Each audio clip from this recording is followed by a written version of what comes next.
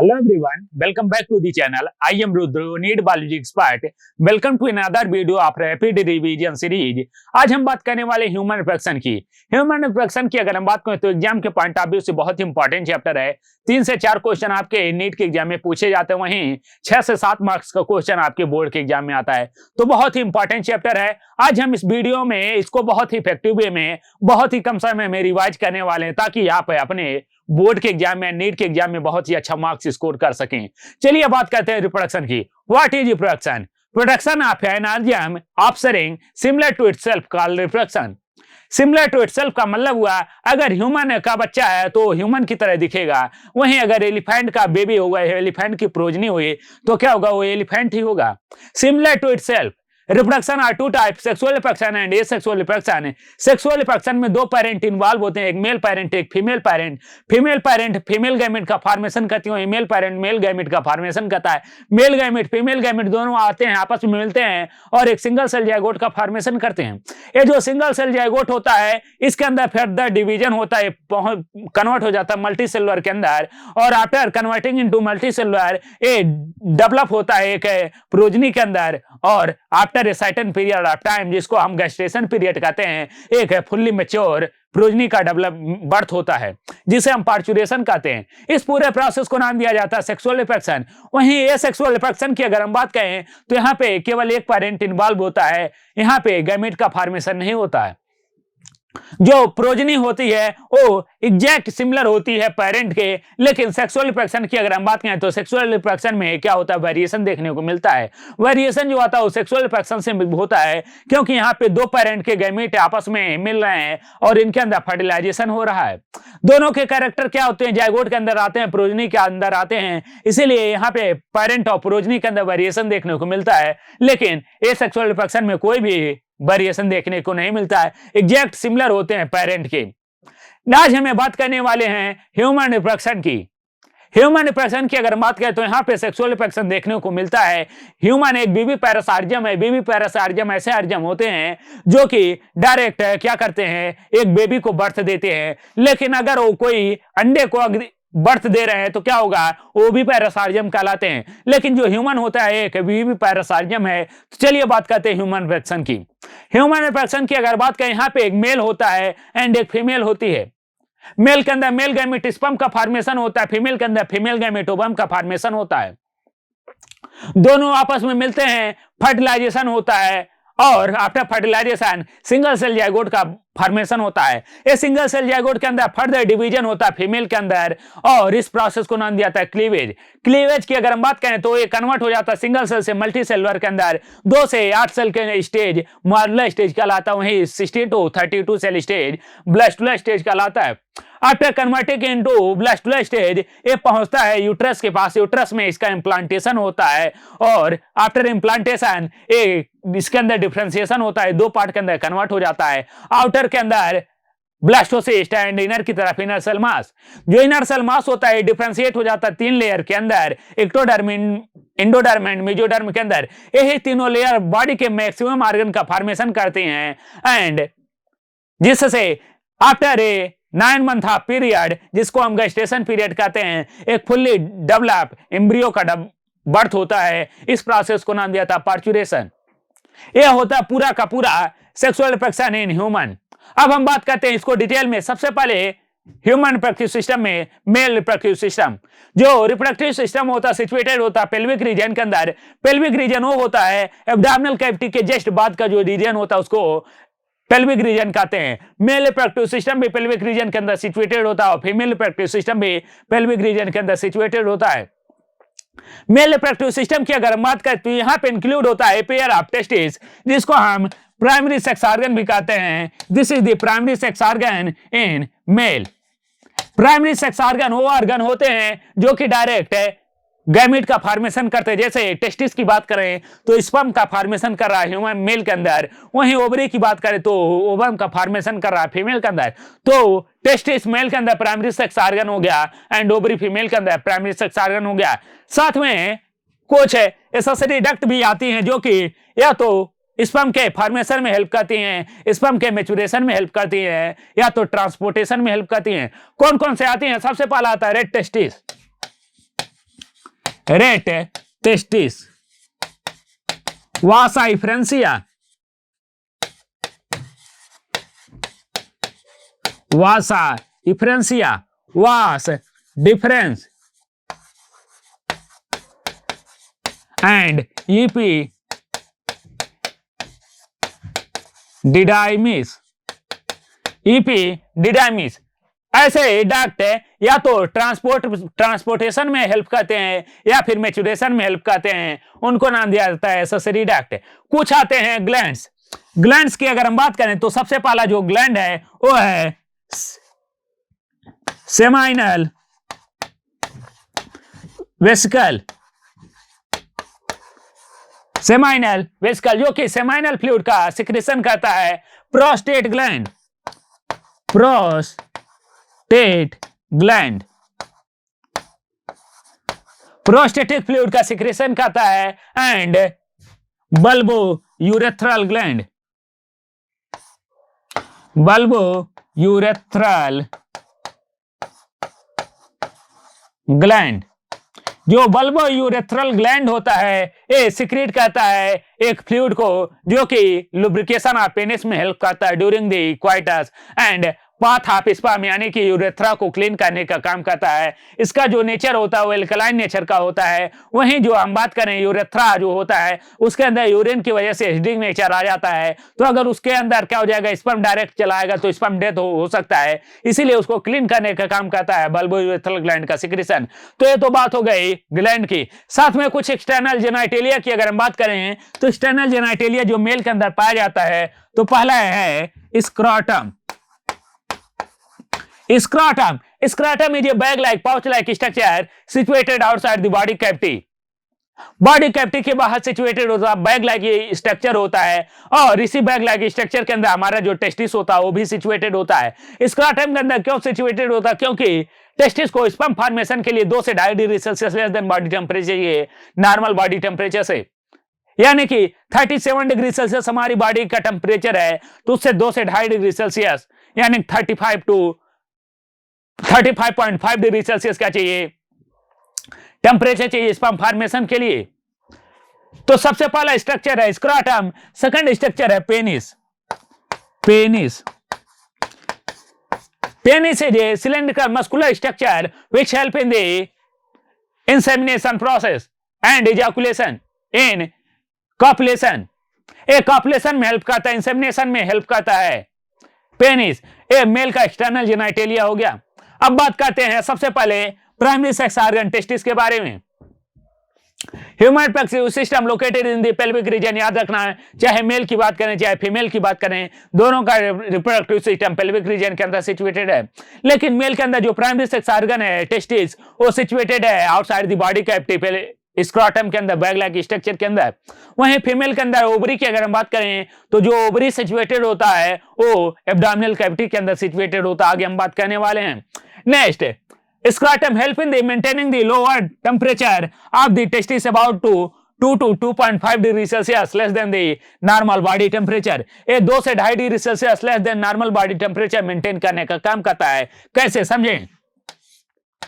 ये है bag like pouch like structure testis. इस टेस्टिस के अंदर सिचुएटेड है, इस स्क्रोटम के अंदर सिचुएटेड है टेस्टिस। टेस्टिस जो है यहाँ पे 2 कैनाल एब्डोमिनल कैविटी से आते हैं, इस कैनाल को नाम दिया जाता है inguinal canal. During the birth क्या होता है, जो टेस्टिस होता है बनता तो है एब्डोमिनल कैविटी में, लेकिन ड्यूरिंग क्या होता है एम्ब्रियो डेवलपमेंट, ये जो टेस्टिस होता है यहां से डिसेंड डाउन हो जाता है और पहुंच जाता है स्क्रोटम के अंदर। स्क्रोटम के अंदर जो मसल्स होती है उसमें 3 लेयर की मसल्स पाई जाती है, डेटोस मसल्स होती हैं। ये मसल्स क्या करती हैं, ये स्ट्रेचेबल मसल्स होती हैं, यानी कि ये अकॉर्डिंग टू टेम्परेचर स्ट्रेच करती हैं। जैसे अगर बाहर का जो टेम्परेचर है वो ज्यादा है, बाहर का टेम्परेचर ज्यादा है तो बॉडी का टेम्परेचर भी क्या हो जाएगा, ज्यादा होगा। तो क्या करती हैं वो बॉडी से दूर चली जाती हैं और अपना टेम्परेचर मेंटेन कर लेती हैं 2 से 2.5 डिग्री सेल्सियस लेस देन। लेकिन अगर क्या है आउटसाइड द बॉडी टेम्परेचर बहुत ज्यादा कम है, बाहर बहुत ज्यादा ठंडा है, तो क्या होगा, ये सिकुड़ जाती हैं और बॉडी के पास चली जाती ताकि बॉडी से हीट को एब्जॉर्ब कर सकें। तो इस तरीके से नॉर्मल बॉडी टेम्परेचर से 2 से 2.5 degree Celsius less than temperature maintain करने का काम करते हैं। Testis is oval in shape. अगर हम टेस्टिस के शेप की बात करें, जो टेस्टिस होता है ओवल शेप का होता है, कुछ इस तरीके अंडाकार होता है, और इसके डायमेंशन की अगर हम बात करें तो ये 4 to 5 सेंटीमीटर लेंथ में होता है, वहीं 2 से 3 सेंटीमीटर विड्थ में होता है। Each testis has how many tubules is 250। Each testis के अंदर 250 ट्यूब्यूल्स प्रेजेंट होते हैं। टेस्टिस के स्ट्रक्चर की बात करें तो टेस्टिस कुछ इस तरीके से दिखाई देता है। टेस्टिस यहां पे आपको एक ओव्यूलर स्ट्रक्चर में दिखाई देता है, ओव्यूल की तरह दिखाई देता, अंडे की तरह दिखाई देता है। इस टेस्टिस की अगर हम बात करें तो यहाँ पे बहुत सारे कंपार्टमेंट पाए जाते हैं, कमरे पाए जाते हैं, जैसे 1, 2 इस तरीके से लगभग 250 कमरे पाए जाते हैं, कंपार्टमेंट पाए जाते हैं एक टेस्टिस के अंदर, और इस कंपार्टमेंट को नाम दिया जाता है टेस्टिकुलर लोब्यूल। Testicular lobule. इस टेस्टिकुलर लोब्यूल के नंबर की बात करें तो लगभग 250 टेस्टिकुलर लोब्यूल एक टेस्टिस के अंदर प्रेजेंट होता है, और इस एक टेस्टिकुलर लोब्यूल के अंदर 1 से 3 सेमनीफेरस ट्यूब्यूल पाए जाते हैं। दिस इज द सेमनीफेरस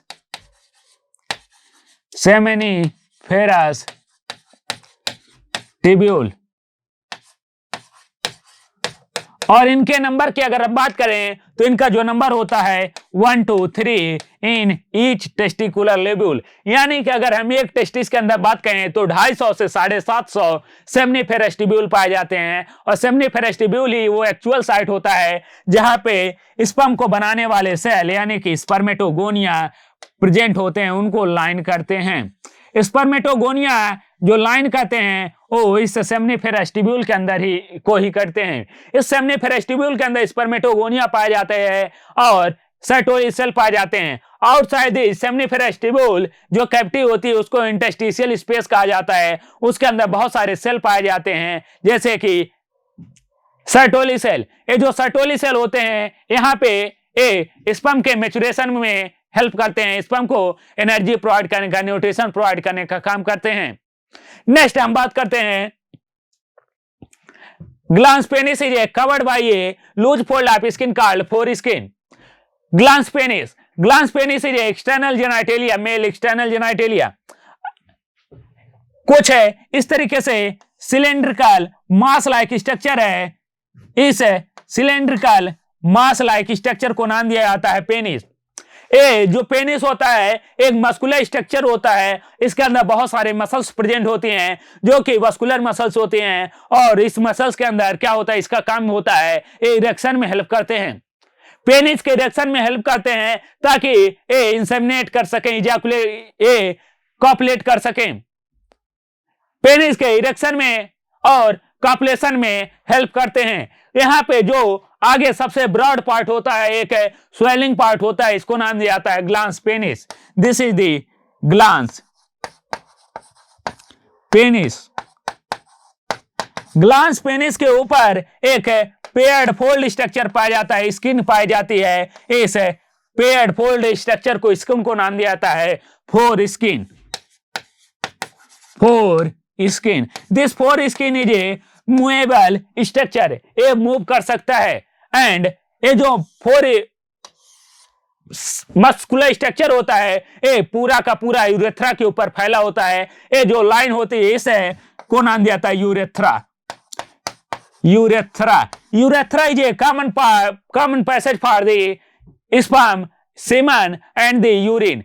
ये जो यूरेथ्रा होता है ये जाके मिलता है पीछे की तरफ है यूरिनरी ब्लेडर के अंदर। यहां पे है यूरिनरी ब्लेडर। यूरिनरी ब्लेडर से क्या होता है, यूरिन आता है एंड इसके पीछे से आते हैं वास डिफरेंस, और वास डिफरेंस जो होते हैं उस स्पर्म को कंटेन किए होते हैं और आके कॉमन पैसेज में खुलते हैं। इस कॉमन पैसेज का नाम होता है यूरेथ्रा। नेक्स्ट बात करते हैं male accessory gland include a pair of seminal vesicle. जो सेमाइनल वेसिकल होता है सेमाइनल फ्लूइड का सिक्रीशन करता है। Seminal fluid contain calcium, fructose and the certain enzyme which help in the maturation of sperm. Sperm के maturation में help करते हैं और स्पर्म को एनर्जी प्रोवाइड करने का काम करते हैं। जो फ्रक्टोज होता है उसी से स्पर्म अपना एनर्जी लेने का काम करता है। तो बात हो गई सेमाइनल वेसिकल की। Bulbourethral gland and the prostate. Bulbourethral gland can also help in the lubrication of penis. ये पेनिस को lubrication में हेल्प करता है। and the primary spermatocyte cell is the diploid. Primary spermatocyte की बात करें तो डिप्लॉयड होता है। वहीं अगर हम secondary spermatocyte undergo the second mitotic division. जो सेकेंडरी स्पर्मेटोसाइट होता है वो सेकेंडरी माइटोटिक डिवीजन के अंदर जाता है और स्पर्म का फॉर्मेशन करता है। आगे देखने वाले हैं। ये बात हो गई मेल रिप्रोडक्टिव सिस्टम की। नेक्स्ट बात करते हैं function of Sertoli cell. Sertoli cell का फंक्शन क्या होता है? सर्टोली सेल का फंक्शन होता है न्यूट्रिशन को प्रोवाइड करना, फैगोसाइटोसिस ऑफ डेड सेल। अगर यहां पे कोई स्पर्म क्या हो गया, ए डेड हो गया, तो इस डेड स्पर्म सेल को क्या होगा, खाना होगा, यहां से हटाना होगा। उसके लिए सर्टोली सेल आता है और वो फैगोसाइटोसिस की तरह बिहेव करता है और इसको मार के खाने का काम करता है। वहीं अगर हम बात करें ये ब्लड टेस्टिस बैरियर बनाने का भी काम करता है। ब्लड टेस्टिस बैरियर बनाना क्यों जरूरी है? क्योंकि आपको पता है जो सेमिनिफेरस ट्यूब्यूल है जहां पे स्पर्म का फॉर्मेशन हो रहा है, स्पर्म की पोलैरिटी है n और हमारे बॉडी के जितने भी सेल हैं सभी की पोलैरिटी है 2n।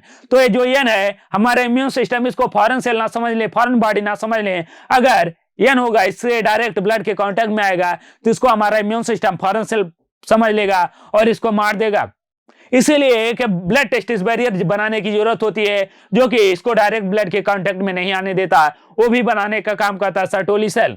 Next secretion of inhibin hormone. Inhibin hormone जो होता है ये मुलेरियन डक्ट के फॉर्मेशन को रोकता है। मुलेरियन डक्ट, जो मुलेरियन डक्ट होता है ये फीमेल रिप्रोडक्टिव सिस्टम को बनवाने का काम करता। तो इनबिन हार्मोन फीमेल रिप्रोडक्टिव सिस्टम के फॉर्मेशन को रोकता है। ये तो बात हो गई फंक्शन ऑफ सर्टोली सेल की।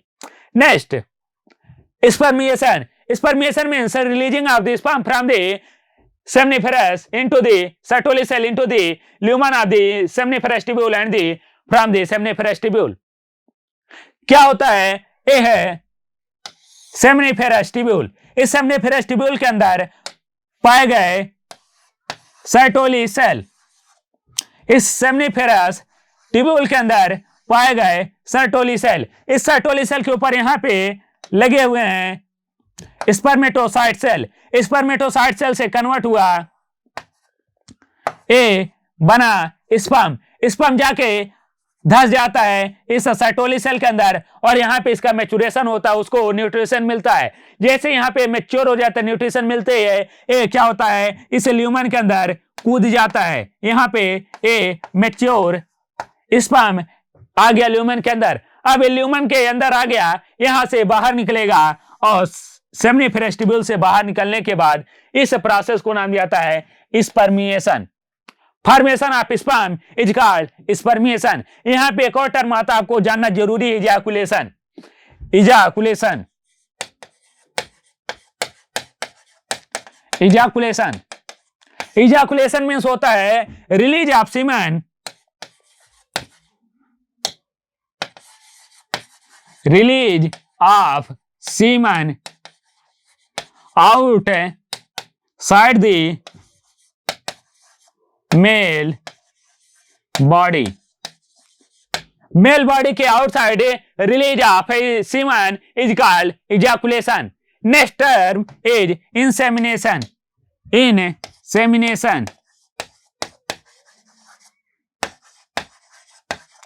Insemination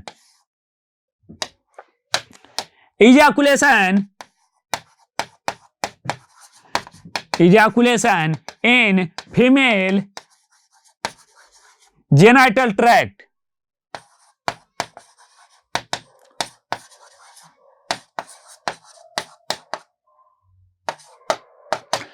ejaculation in female genital tract is called insemination। 3 term याद रखना है, spermiation, ejaculation and insemination. Next बात करते हैं मेल रिप्रोडक्टिव सिस्टम की। ये है आपके एनसीईआरटी में दिया हुआ फिगर है, बहुत इंपॉर्टेंट फिगर है। अगर आपने इस फिगर को एनालाइज कर लिया तो आपका सारा का सारा कॉन्सेप्ट क्लियर हो जाएगा। मेल रिप्रोडक्टिव सिस्टम की बात करें तो यहाँ पे इंक्लूड किया जाता है वन पेयर टेस्टिस। जो टेस्टिस होता है पेयर्ड स्ट्रक्चर होते हैं, यानी कि नंबर में 2 होते हैं। यहां से स्पर्म का फॉर्मेशन हुआ। स्पर्म फॉर्मेशन होने के बाद एक स्ट्रक्चर से बाहर निकलता है आउटसाइड द टेस्टिस। इस स्ट्रक्चर को नाम दिया है रेड टेस्टिस। इस रेड टेस्टिस से बाहर निकलता है और पहुंचता है एक और ट्यूबुलर स्ट्रक्चर के अंदर। इस स्ट्रक्चर को नाम देता है वासा एफरेंसिया। वासा एफरेंसिया से बाहर निकलता है और वासा एफरेंसिया जाता है और एक कॉमन ओपनिंग के अंदर खुलता है। इस कॉमन ओपनिंग का नाम होता है epididymis. Epididymis is a highly coiled structure. ये बहुत ही कॉइल्ड स्ट्रक्चर होता है और इस कॉइल्ड स्ट्रक्चर के अंदर एक्चुअल में स्पर्म का मॉडिफिकेशन होता है, स्पर्म का मैच्योरेशन होता है। यहां पे अगर उसको डिकैप्सिएट किया जाता है, उसकी जो एनर्जी होती है उसको कंजर्व की जाती है, ताकि आगे जाके जब फीमेल के बॉडी में पहुंच सके तब उसको फिर क्या किया जा सके, कैप्सिएट किया जा सके और उसकी एनर्जी को फिर से चालू किया जा सके और वो जा सके ओवम के पास और फर्टिलाइजेशन कर सके।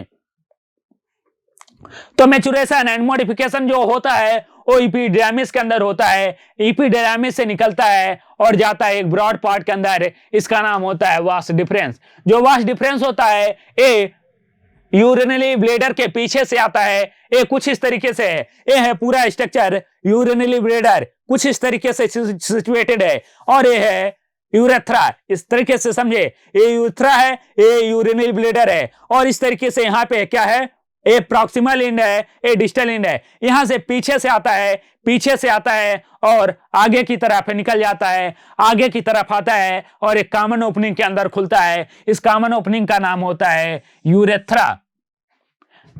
यूरिनरी ब्लेडर के पीछे से आया और कॉमन ओपनिंग के अंदर यूरेथ्रा के अंदर खुला।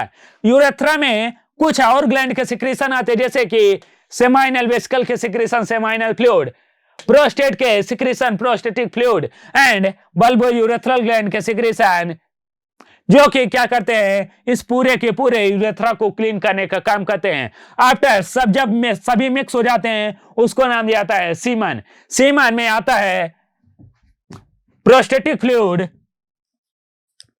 Semen include sperm plus prostatic fluid plus seminal fluid.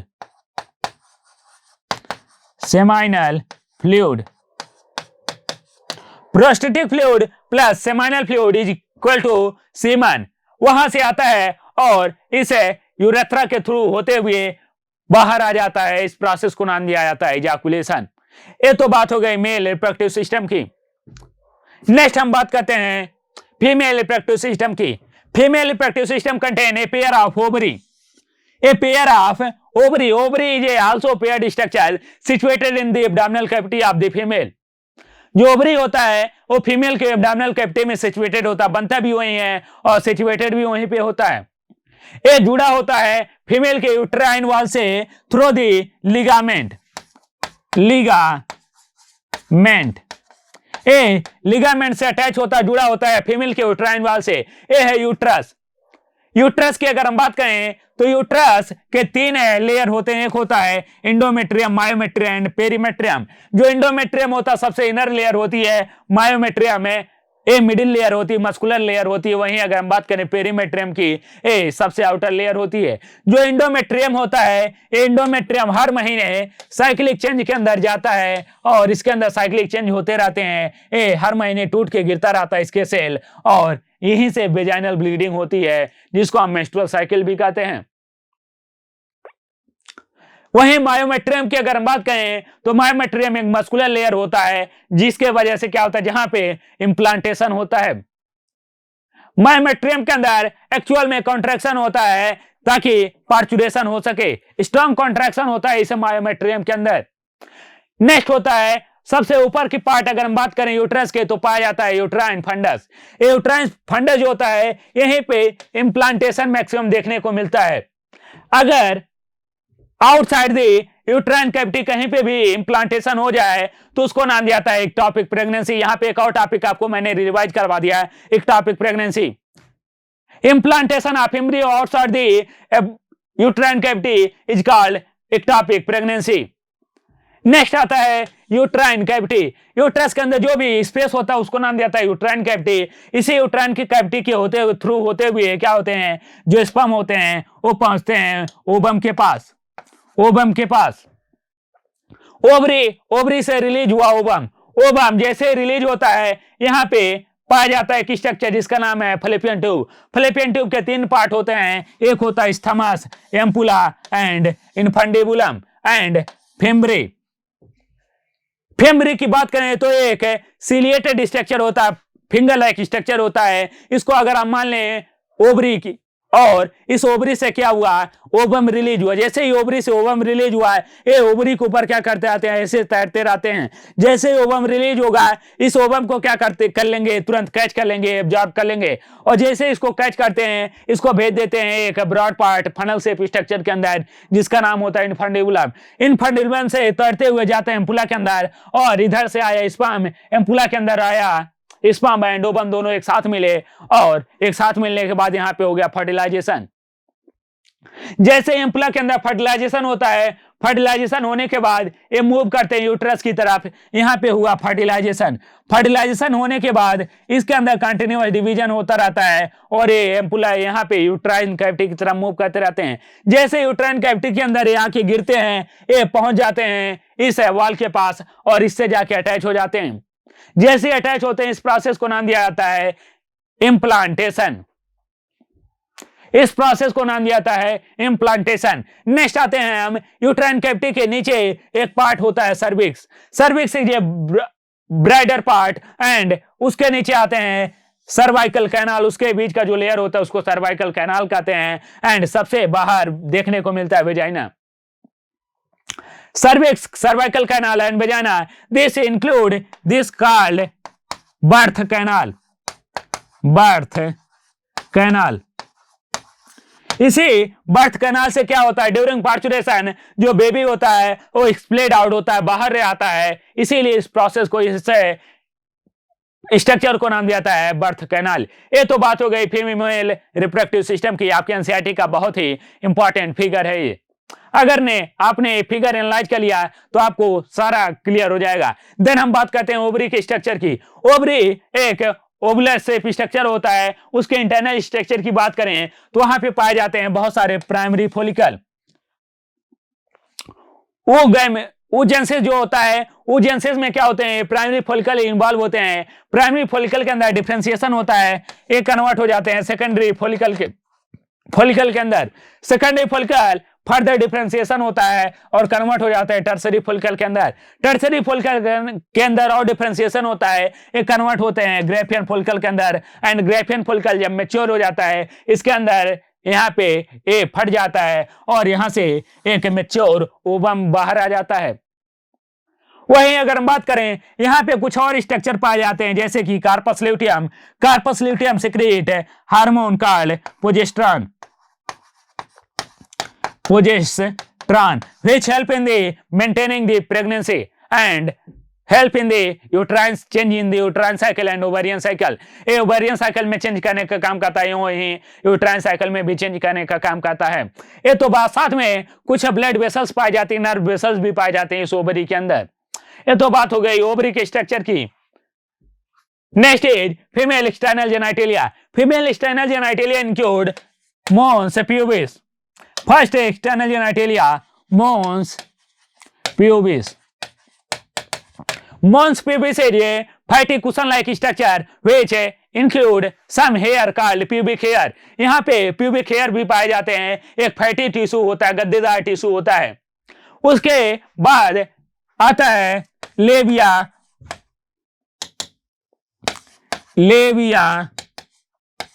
Minora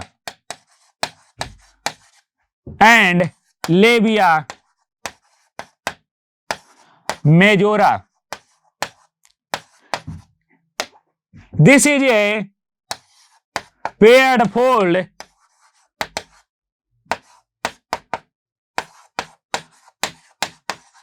structure, एक पेयर्ड फोल्ड स्ट्रक्चर होते हैं। एक और यहां पे फीमेल एक्सटर्नल जेनिटलिया में आता है clitoris.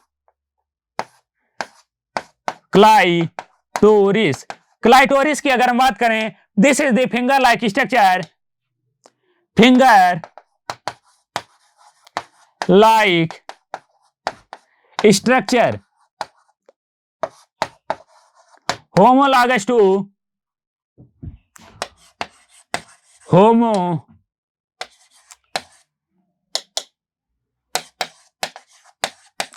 homologous to penis of male, penis of male।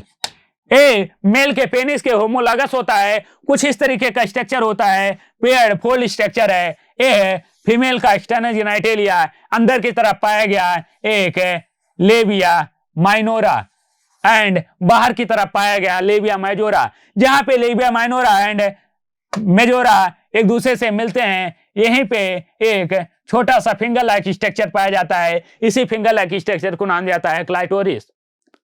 Next हम बात करते हैं मेमरी ग्लैंड की।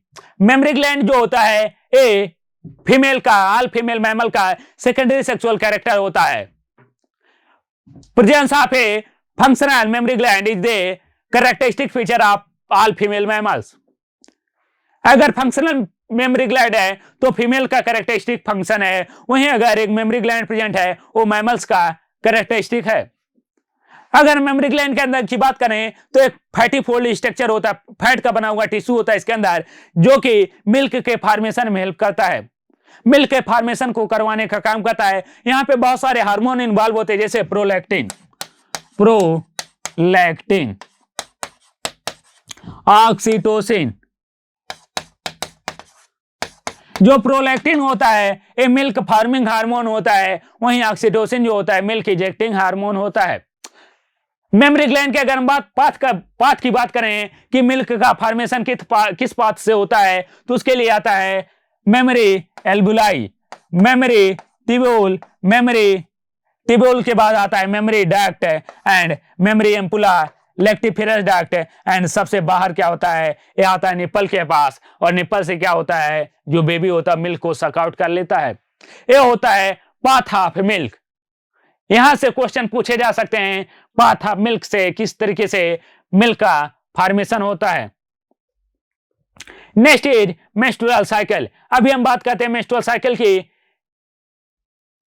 कुछ इस तरीके का होता है, फीमेल का एक्सटर्नल जेनिटलिया सबसे यूपर पाया गया है मोस पिबस, एग्स के ऊपर बहुत सारे पाए गए pubic hair and labia minora, labia majora, clitoris, urethral opening. ऊपर की तरफ यूरेथ्रल ओपनिंग पाया जाता है और नीचे की तरफ है वेजाइनल ओपनिंग मिलती है।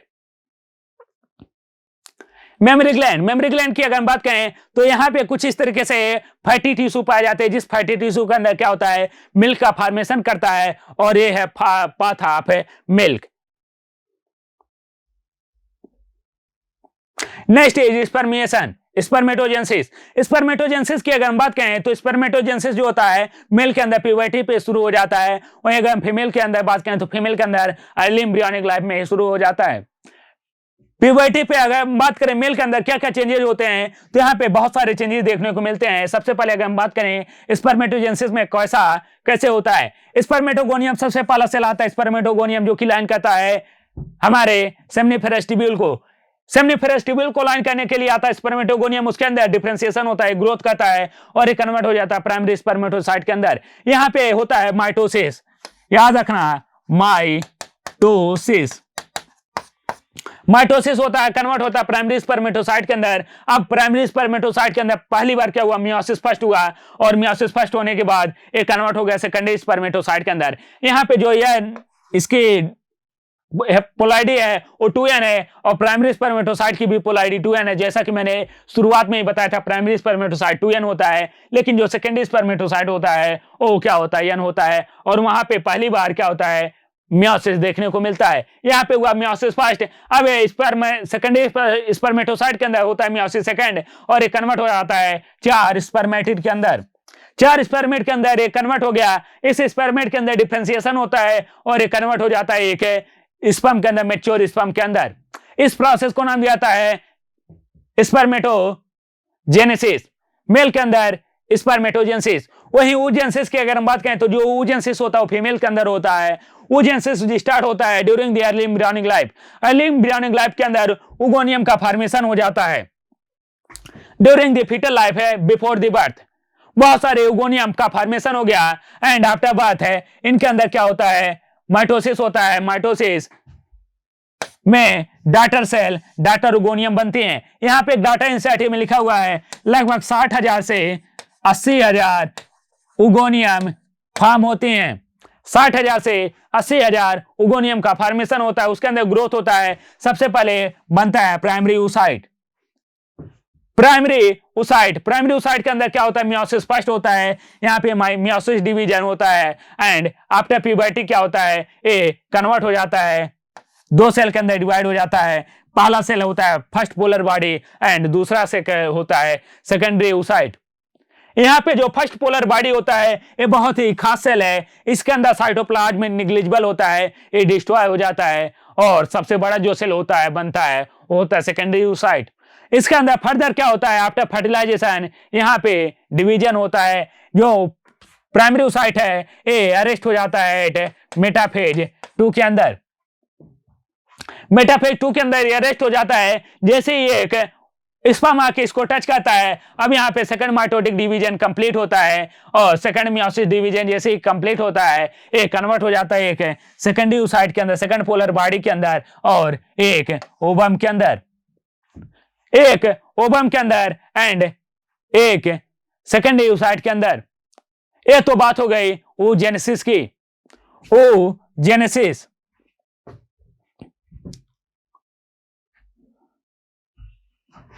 हार्मोनल चेंज की बात करें, मेल के अंदर कैसे हार्मोनल चेंज होते हैं, तो मेल के अंदर सबसे पहले हाइपोथैलेमस है। हाइपोथैलेमस में क्या होता है, ड्यूरिंग प्यूबर्टी इसके अंदर चेंज आते हैं और सबसे पहले जीएनआरएच का लेवल बढ़ जाता है।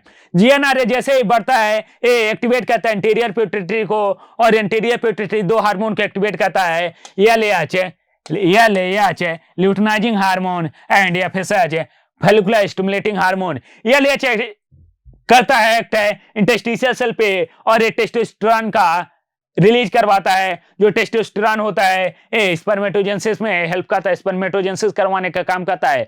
वहीं जो एफएसएच होता है ये एक्ट करता है सर्टोली सेल के ऊपर और Sertoli cell stimulate the spermiogenesis, spermiogenesis को हेल्प करता है एंड न्यूट्रिशन प्रोवाइड करने का काम करता है। ये तो बात हो गई हार्मोनल चेंज की, आपको 1 मिनट के अंदर रिवाइज हो गया सारी की सारी चीजें। नेक्स्ट आता है स्पर्म के स्ट्रक्चर की बात।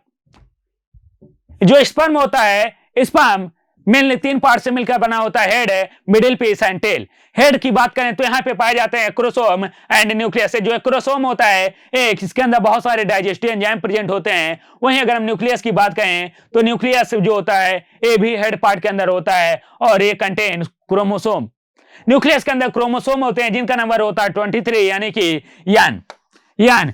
और नेक्स्ट आता है मिडिल पीस। मिडिल पीस के अंदर माइटोकॉन्ड्रिया पाए जाते हैं जो कि इसको मूव करने के लिए एनर्जी प्रोवाइड करने का काम करते हैं। साथ में सेंट्रियोल भी पाया जाता है। जो मेल के अंदर जो सेंट्रियोल आता है बॉडी के अंदर वो मेल से आता है इसीलिए। एंड फ्लैजिलम जो होता है वो हेल्प करता है मूवमेंट के लिए। तो 3 पार्ट हो गए स्पर्म के, chromosome, head, middle piece and tail. जो टेल होता है contain about the 95% of the total length of the sperm. NCERT की लाइन है out of in 1 ejaculation 200 to 300 million sperm क्या होते हैं, इजैकुलेट होते हैं। इसमें से 60% ऐसे होने चाहिए जिनके अंदर नॉर्मल शेप एंड साइज होनी चाहिए एंड 40% के अंदर विग्रस मोटिलिटी होनी चाहिए। ये तो बात हो गई स्पर्म के शेप की एंड स्पर्म के नंबर की। नेक्स्ट हम बात करते हैं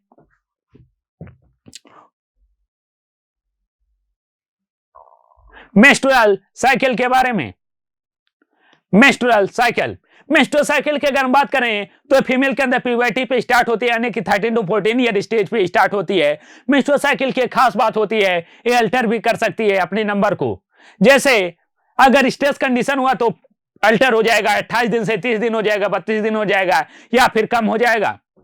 वहीं स्ट्रेस के कंडीशन में, पुअर हेल्थ के कंडीशन में भी ये नंबर वेरी कर सकता है। अगर इसमें हार्मोनल चेंज की बात करें तो सबसे पहला हाइपोथैलेमस से जीएनआरएच रिलीज होता है।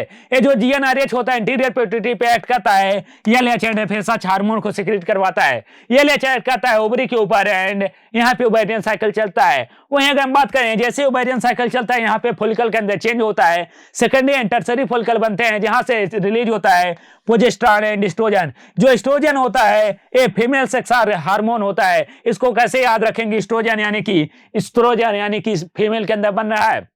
एंड इससे क्या होता है, यूट्राइन साइकिल में चेंज होता है, यूट्राइन साइकिल चलता है और इस पूरे प्रोसेस को नाम दिया जाता है मेंस्ट्रुअल साइकिल। कौन कौन से फेज होते हैं, तो मेनली 3 फेज होते हैं। पहला फेज होता है, यहाँ पे एक ग्राफ इंपॉर्टेंट है आपके लिए। सबसे पहला फेज होता है bleeding phase, menstrual phase. Second होता है फॉलिकुलर फेज एंड नेक्स्ट होता है ल्यूटियल फेज। ब्लीडिंग फेज की बात करें, मेंस्ट्रुअल फेज की बात करें तो यहाँ पे जो एलएच एंड एफएसएच का नंबर होता है, लेवल होता है, वो कम होता है। एलएच एंड एफएसएच का लेवल कम होता है एंड एस्ट्रोजन प्रोजेस्टेरॉन का भी लेवल कम होता है, जिसकी वजह से क्या होता है कि जो यूट्राइन वॉल होती है एंडोमेट्रियम वो साइड होने लगती है और गिर जाती है, जिसकी वजह से ब्लीडिंग स्टार्ट हो जाती है। ये ब्लीडिंग 5 दिन तक चलती है। 5 से 14वें दिन तक क्या होता है, एस्ट्रोजन प्रोजेस्टेरॉन का लेवल धीरे धीरे बढ़ना स्टार्ट हो जाता है एंड 14 डे पे एलएच एंड एफएसएच का नंबर सबसे ज्यादा बढ़ जाता है, जिसको नाम देता है एलएच सर्ग एंड एफएसएच सर्ग। जैसे ही एलएच सर्ग आता है, एफएसएच सर्ग आता है, ग्रेफियन फॉलिकल फट जाती है और वहां से एक ओवम रिलीज हो जाता है। अगर ये ओवम फर्टिलाइज हो गया 17वें दिन तक है, 17 से 18 दिन तक, तो क्या हो जाएगा, यहाँ पे प्रेगनेंसी कंटिन्यू हो जाएगी। लेकिन अगर वो फर्टिलाइज नहीं हुआ तो बन जाता है developing corpus luteum. Corpus luteum के अंदर चेंज हो जाता है और एक कार्पस ल्यूटियम फिर से रीजनरेट हो जाता है और फिर से एक नई साइकिल स्टार्ट हो जाती है। इस पूरे प्रोसेस को नाम दिया जाता है मेंस्ट्रुअल साइकिल। मेंस्ट्रुअल साइकिल जो होता है वो 28 से 30 दिन का 28 दिन का होता है, जिसमें से 1 से 5 दिन का ब्लीडिंग फेज होता है, 5 से 14 दिन तक का फॉलिकुलर फेज होता है एंड 14 से 28 दिन का ल्यूटियल फेज होता है। ये फॉलिकुलर फेज हमेशा फिक्स होता है 5 से 14 दिन का। ब्लीडिंग फेज और ल्यूटियल फेज क्या हो सकते हैं, चेंज हो सकते हैं। 14वें दिन हमेशा क्या होता है, हमेशा फॉलिकुलर एक ओवम रिलीज होता है। हार्मोनल चेंज की बात करें तो जीएनआरएच, एलएच या एफएसएच पहले दिन इनका लेवल कम होता है, वहीं लास्ट दिन अगर हम बात करें तो भी इनका नंबर कम होता है। लेकिन 5वें दिन पे है जो ये जीएनआरएच, एफएसएच एंड एलएच है वो अपने हाई लेवल पे होते हैं, पीक लेवल पे होते हैं 14वें दिन। इसी को नाम दिया है एलएच सर्ग एंड एफएसएच सर्ग। जैसे ही एक ओवम रिलीज होता है, ओवम रिलीज होने के बाद ये पहुंचता है, कुछ इस तरीके का दिखाई देता है। ये होता है ह्यूमन एग ओवम, जहां पे बहुत सारे क्या होते हैं, यहाँ पे हमने बात किया था फर्स्ट पोलर बॉडी की जो कि डिजेनरेट हो जाता है एंड एक बीच में मैच्योर न्यूक्लियस होता है बड़ी साइज का एंड साथ में साइटोप्लाज्म होता है, कोरोना रेडिएटा के सेल्स पाए जाते हैं एंड साथ में एक लेयर पाई जाती है जिसको नाम था जोना प्लेसुडा लेयर। ये जो जोना प्लेसुडा लेयर होती है ये जेली कोट होती है। जैसे ही आके एक स्पर्म इससे टच करता है, इसके अंदर कुछ चेंजेस होते हैं और ये लॉक मैकेनिज्म करता है ताकि दूसरा स्पर्म क्या कर सके, इसके अंदर एंट्री ना कर सके। और जैसे स्पर्म आके इंटर करता है, यहाँ पे फर्टिलाइजेशन होता है। प्रोसेस को नाम दिया था karyogamy and syngamy and karyokinesis. Next अगर हम बात करें फर्टिलाइजेशन एंड मैच्योरेशन की, जो फर्टिलाइजेशन होता है वो एम्पुला में होता है, fallopian tube of the ampulla में होता है एंड द टाइप की बात करें तो इंटरनल होता है। प्रोसेस को नाम दिया था syngamy, plasmogamy mixing of cytoplasm, karyogamy mixing of their nucleus and amphimixis intermixing of the chromosome. अगर क्रोमोसोम है आपस में मिल रहे हैं, इंटरमिक्सिंग ऑफ क्रोमोसोम क्या कहलाता है, एम्फीमिक्सिस। कैरियोमिक्सिस ऑफ द न्यूक्लियस का आपस में मिलना कहलाता है कैरियोमिक्सिस या कैरियोगैमी। नेक्स्ट बात करते हैं फर्टिलाइजेशन की। जो फर्टिलाइजेशन होता है ये फर्टिलाइजेशन सबसे पहले ZP3 रिसेप्टर आते हैं और स्पर्म हेड आपस में मिलते हैं। क्या होता है, एक्रोसोमल रिएक्शन होता है। इस एक्रोसोमल रिएक्शन में स्पर्म एंड उलेमास दोनों में सिंगेमी होती है, दोनों के अंदर चेंज होते हैं एंड फाइगोसाइटोसिस का sperm by the secondary oocyte। ये सेकेंडरी oocyte क्या कर लेता है, इसको अपने अंदर ले लेता है एंड यहाँ पे मियोसिस सेकंड कंप्लीट हो जाता है। जैसे मियोसिस सेकंड कंप्लीट होता है एंड यहाँ पे कॉर्टिकल रिएक्शन होता है, साथ में प्लाज्मोगेमी, कैरियोगेमी एंड मिक्सिस देखने को मिलता है, जिसके बाद एक सिंगल सेल जाइगोट का फॉर्मेशन हो जाता है। ये कहलाता है फर्टिलाइजेशन। फर्टिलाइजेशन के बाद क्लीवेज होता है। क्लीवेज की अगर हम बात करें तो यहाँ पे रैपिड माइटोसिस होता है। रैपिड माइटोसिस में क्लीवेज में एक सिंगल सेल जाइगोट कन्वर्ट हो जाता है मल्टी सेलुलर सेल के अंदर। ए मल्टी सेलुलर जो सेल होता है ए स्ट्रक्चरली क्या होता है, free nuclear division start after the fertilization at the zygote move through the stomach. जैसे जैसे स्टमक के थ्रू जाइगोट मूव होता रहता है, वहां पे unicellular zygote multi cellular cell के अंदर कन्वर्ट हो जाता है। After converting into multicellular cell ये पहुंचता है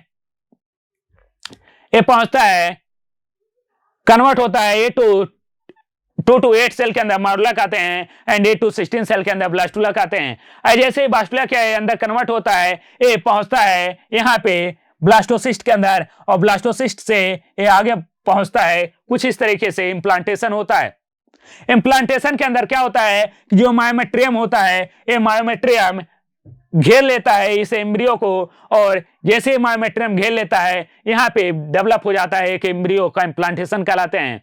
इसमें कुछ एक्स्ट्रा एम्ब्रियोनिक मेम्ब्रेन आती है, जैसे chorion amnion embryo allantois yolk sac. जो यल्क सैक होता है primary nutrition provide, primary erythropoietic organ होता है। सबसे पहले जो एरिथ्रोपोइटिक ऑर्गन होता है वो क्या होता है, यल्क सैक होता है। एक्स्ट्रा एम्ब्रियोनिक मेम्ब्रेन की बात करें तो एम्नियन, कोरियन, यल्क सैक एंड एलेंटोइड्स आते हैं। यहाँ पे एम्नियन जो होता है इसके चारों तरफ एम्नियोटिक फ्लूइड प्रेजेंट होते हैं जो कि इसको बाउंसिंग में हेल्प करता है, साथ में शॉक एब्जॉर्बर से भी बचाने का काम करता है। यहाँ पे आता है नेक्स्ट प्लासेंटा। प्लासेंटा जो होता है एम्ब्रियो और मदर के बीच में कनेक्शन काम करता है, साथ में एक आता है अम्बिलिकल कॉर्ड एंड ये है यूट्रस की वाल। यूट्रस की वाल से क्या होता है, अटैच होता है एम्ब्रियो।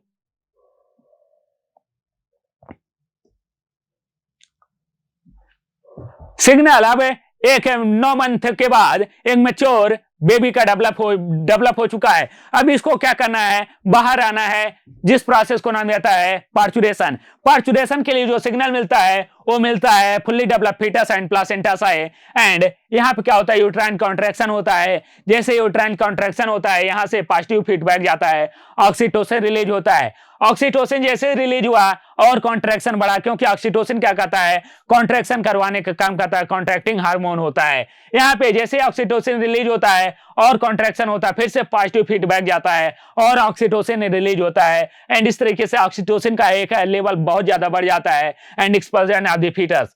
जैसे फीटस बाहर आता है उसके 20 मिनट बाद क्या होता है, प्लासेंटा भी बाहर आ जाता है, explosion of the placenta. Placenta भी बाहर आ जाता है। प्लासेंटा जैसे बाहर आता है बेबी का बर्थ हो जाता है। उसके बाद क्या होता है, मिल्क का फॉर्मेशन होता है मेमरी ग्लैंड के अंदर।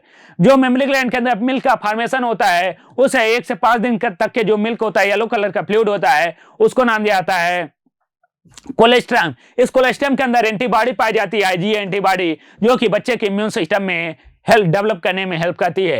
ये पूरा आपका खत्म हुआ ह्यूमन रिप्रोडक्शन। यहां तक किसी को भी कोई भी डाउट हो आप कमेंट करके बताएं। एंड अगर अभी तक आपने हमारे चैनल को सब्सक्राइब नहीं किया है, चैनल को सब्सक्राइब कर लें। बहुत इंपॉर्टेंट सीरीज चल रही है, रैपिड रिवीजन सीरीज। इसमें हम हर एनसीईआरटी के हर एक इंपॉर्टेंट लाइन को, इंपॉर्टेंट पॉइंट को यहाँ पे डिस्कस कर रहे हैं, एक बहुत ही कम समय में, बहुत ही इफेक्टिव वे में। ये हमारा दूसरा टॉपिक था, दूसरा लेक्चर था। नेक्स्ट है, पिछले 5 दिनों में हम 5 से 6 दिनों में पूरे एनसीईआरटी को कवर कर लेंगे, ताकि आप के बोर्ड के एग्जाम में आप जाने से पहले आपका पूरा का पूरा एक बार रिवीजन हो जाए। तो अगर अभी तक आपने चैनल को सब्सक्राइब नहीं किया, चैनल को सब्सक्राइब कर लें एंड ज्यादा से ज्यादा अपने दोस्तों के साथ शेयर करें। मिलते हैं नेक्स्ट लेक्चर में, तब तक के लिए थैंक यू।